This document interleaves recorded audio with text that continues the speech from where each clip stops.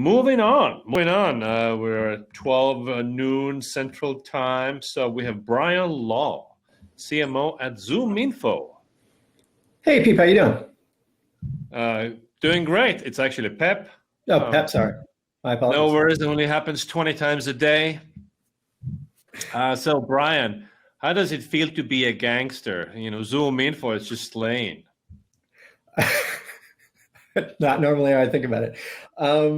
It's fun having a set of products that land well in the market. I will say that. But yeah, I'm going to talk about as part of the big bets. A big thing that we've been trying to do is so better work with and align and support our customers. And so I think that's been a big opportunity for us and something we're trying to do a better job of. Cool. Well, I'm excited to hear your top 3 things you're betting on, and then we'll chat after. Sounds good. So let me dive into the 3 for us. First one, probably top of mind for everyone, in that it's how do we leverage Gen AI as effectively as possible, but with the twist of making sure there's really, really strong data that's underlying it. And we do this both what we're using in our go-to-market teams, but also what we leverage for sort of our sort of external products.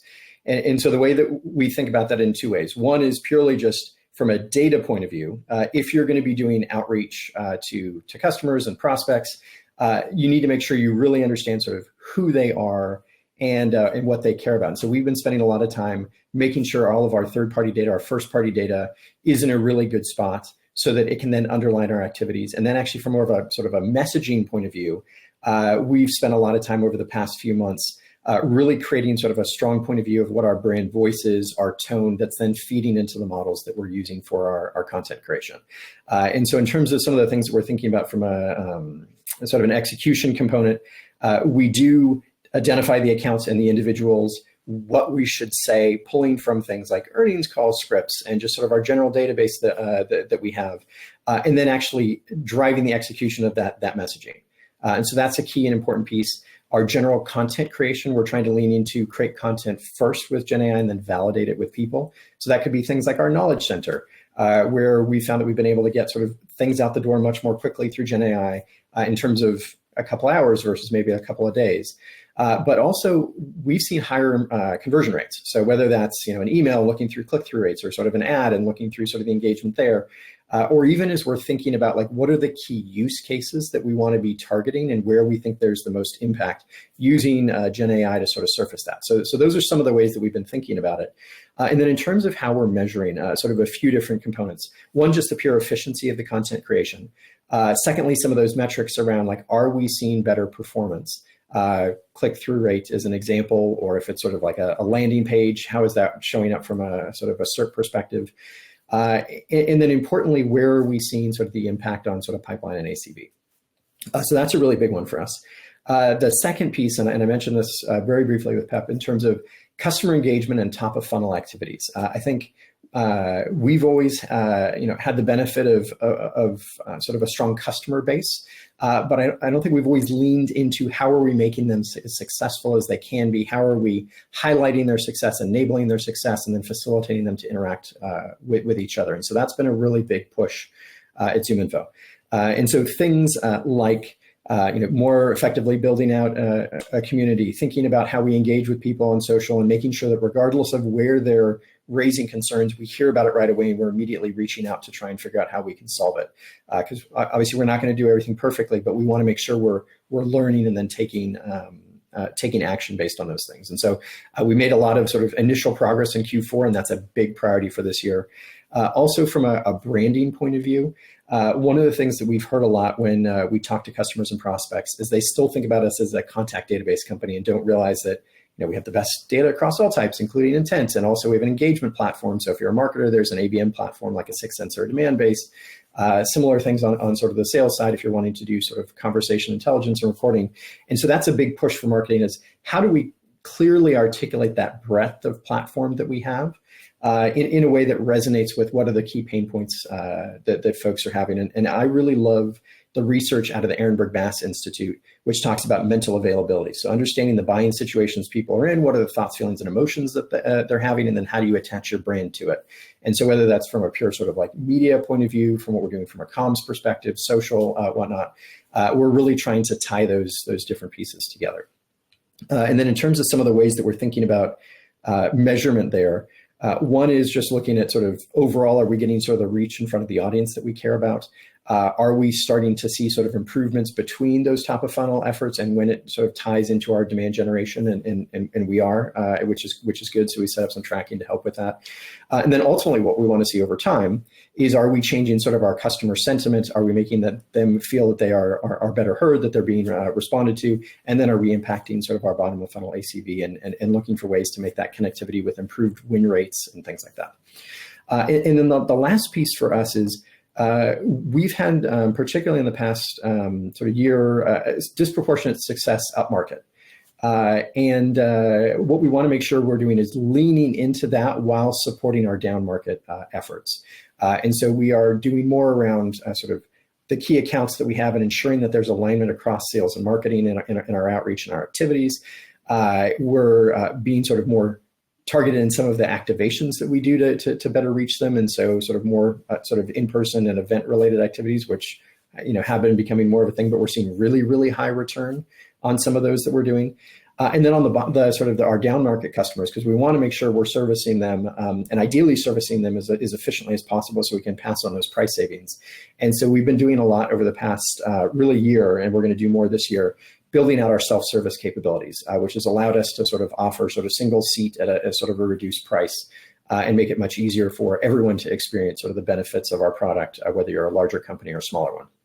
And so we're thinking about those from a metrics perspective in different ways. Top of funnel, we're thinking about pipeline and pipeline progression and how we're doing it for sort of our ICPR, our target accounts relative to upmarket, relative to everyone else. And then how are we converting those at the bottom of the funnel into sort of revenue or ACV? And then from a sort of a down market perspective, we're thinking about it both from sort of deal size, but also from sort of size of company and how effectively are we at helping them sort of leverage our self-service capabilities. Are we seeing sort of improved conversion rates and sort of retention rates over time? And then one of the big things we're going to be looking to do is enable more flexibility over time as we sort of continue to build out those capabilities. So those are sort of the three big bets for us that we're making at the moment. You touched upon a very interesting point. Zoominfo became known for the contact database. Yeah. Give the list to my SDRs and we're good. And of course, over time, you've evolved into a much bigger platform. You can do many more things. Yet the market perception, I'm not sure to what extent, is that you're not that, you're still that. Yeah, for sure. What are you in very specific ways? What are you doing to educate the market about your new capabilities? Yeah. So I mean, a few different things. So one of the things you may have seen last week. So we went public actually 4 years ago, but because it was during the pandemic, we missed out on the chance to do a bell ringing. And so one, it was just a great celebration, but we used it as a chance to talk about our new capabilities and Copilot and how we're taking all your data, running it through Gen AI and actually telling you who to go after and facilitating. So we're trying to think of like those big moments that we can use to sort of generate a lot of interest. And so that's an important piece. We started doing some sort of top of funnel sort of branding and media efforts, and we're going to be doing more this year. And we tried to organize it around what we heard were our key pain points, which is one, people are awash like with data, but they want to sort of focus on insights. So we talked about that as sort of how do we help you unlock insights? Secondly, sort of the piece that we heard a lot is across sales and marketing, people are frustrated and want to have better alignment between their sort of sales and marketing activities and within, and they want to have a better sort of organization around their accounts. And so sort of engaging customers is our sort of second one. And then the third one is a lot of it is how do we drive efficiency in our funnel? And so we've tried to align and orient around unlocking insights, engaging customers and winning faster, and really trying to orchestrate all of our sort of messaging tied into that. And so that the way that we thought about that was we did some research. We thought about the buying committee, sort of the key buying committees. What are their sort of key buying situations? What are those thoughts, feelings, and emotions? And then ran it through Gen AI and actually came out with sort of those concepts which we've been laddering into for the past few months. So that was sort of a second piece. And then the third one, and I reference it as part of the social and community. We have not, as I mentioned, we haven't been tying in and leveraging our sort of customer base. We haven't been supporting their success in the way that we could have. And my sense is this is both beneficial because they should get a lot more value out of the partnership between sort of the individual community members and between Zoominfo and them. But it'll also help us sort of expand our messaging because so many people now rely on their peers for perspective rather than sort of what the company is saying. Nice position to be in. There's a lot of customers we have that are appreciative of our product, and I think we need to do a better job helping them connect with the rest of the community. You mentioned that you guys are creating a lot of content with AI, with the help of AI. Which tool are you guys using? In terms of internally within marketing, Jasper is the one that we're taking advantage of, which is where I've found a lot of value is you can sort of create an account for all of your users and it's laddering into the same base assets. And then sort of more broadly where we actually leverage our platform, we're using a combination of our own sort of LLMs, Anthropic and OpenAI. And so I think I would say we first leverage our platform and then where it doesn't help, then we leverage sort of Jasper to support it. Got it. And then there's a question from the audience here. Chandan is asking, can you talk about how to improve intent to data on Zoominfo? So I was just trying to go through the questions to see if I can answer it. How to improve. So the way that I think about intent data is ultimately you're trying to figure out who are the accounts and contacts that are most likely to buy in the near term. Because Google and Bain did some research now a year and a bit ago that found that sort of 80 to 90% of buyers have a day one list, and 90% of the time they choose from that day one list. And so it's really, really important to be there. The most effective that we found based on, obviously we tie into a lot of customers, sort of CRM systems, and we can see how things perform. Champion moves by far and away are the most effective way to think about intent. So if you have someone who loves your product and they move, you want to be the first one to reach out and say like, hey, really excited for you at this new company. How can we help you be successful? But also you need to identify that they've left and now there's a gap and you need to make sure you're identifying the follow-up person. So that is the most important type of data that we have. It works the best. The second one is what we call known intent. And that comes from, we send out, tens of millions of surveys. We actually spend millions of dollars incenting people to tell us, at my company, we're prioritizing these things. We have these projects and RFPs, these leadership changes. And so I'd say if you're not using those, definitely use that. And then the third one, the bucket of inferred intent, which is sort of based on web activities, we believe these things to be true. And that's what most of the market thinks about with intent. I would use that to sort of supplement the other two components, but then really make sure you're being very quick in terms of your follow-up, because many times it's sort of the speed at which you do your outreach that we see has a big impact. And if you are a Zoominfo customer, you can use our workflows to do that and actually say, if this thing happens, automatically reach out with that component. So hopefully that answered your question. Feel free if you want to ping me on LinkedIn. I'm happy to follow up in more detail.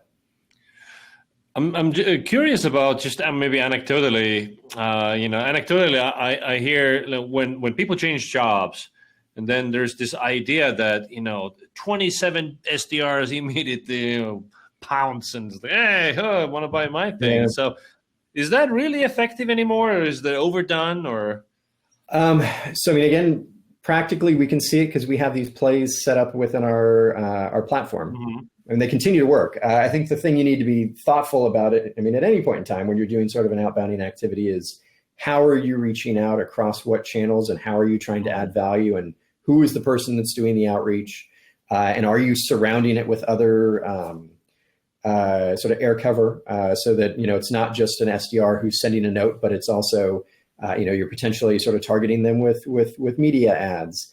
Or you're doing direct mail, and it varies company to company. But for us, we have we've identified for each different play, these combinations of channels work best for our outreach.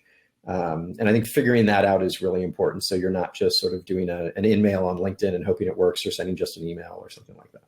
Yeah. Awesome, Bryan. Thank you so much for coming on and sharing your thoughts. Yeah, Pep, thanks for having me. See you on LinkedIn, and everybody give Bryan a follow.